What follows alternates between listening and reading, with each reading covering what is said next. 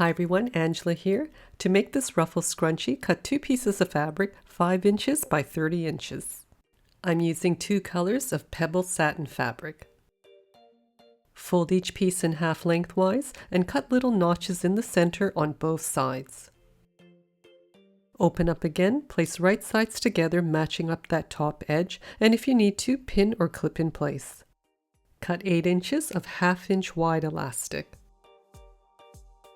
Using a 1/2 inch seam allowance, stitch the seam together, back tacking at the start and finish. Then press this seam open.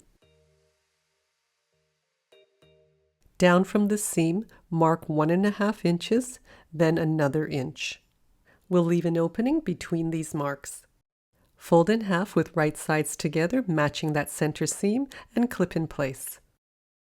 Again with a 1/2 inch seam allowance, stitch the seam together, back tacking at the start and finish, and at the 2 marks.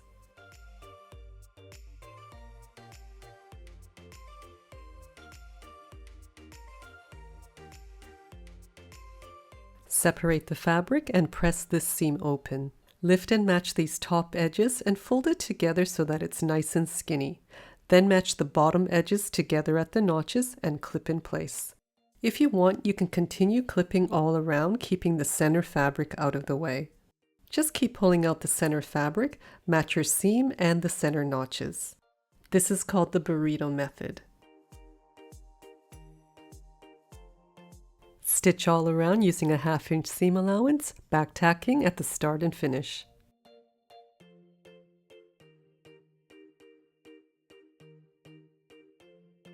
Now press this seam open without pressing the edges on the sides.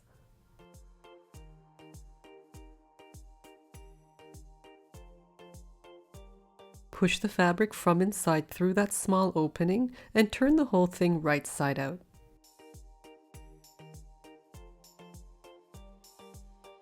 Adjust and center the side seams and press all around.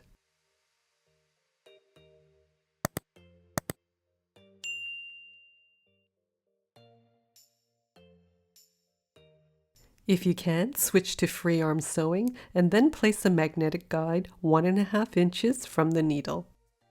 Now top stitch on both sides, back tacking at the start and finish. If you're using slippery fabric, hang on to it in the front and back while you're sewing. You can find the link to this Brother NV50S sewing machine down in the description below. Attach a bodkin to the end of your elastic. Thread it through the opening until there's about 2 inches left on the end. Then pin through all the layers to hold it in place. Continue threading the elastic through the channel out the other end, then remove the pin and the bodkin and pull both ends out as much as possible. Make sure the elastic's not twisted and overlap the ends about 1/2 inch. Then sew together with 3 or 4 rows of stitching. Stretch to pull the elastic in and to even it all out. You can hand stitch this opening closed, and if you have a small label, you can insert it here, pull the left side over a little bit so it's on top, and then just edge stitch by machine through all the layers.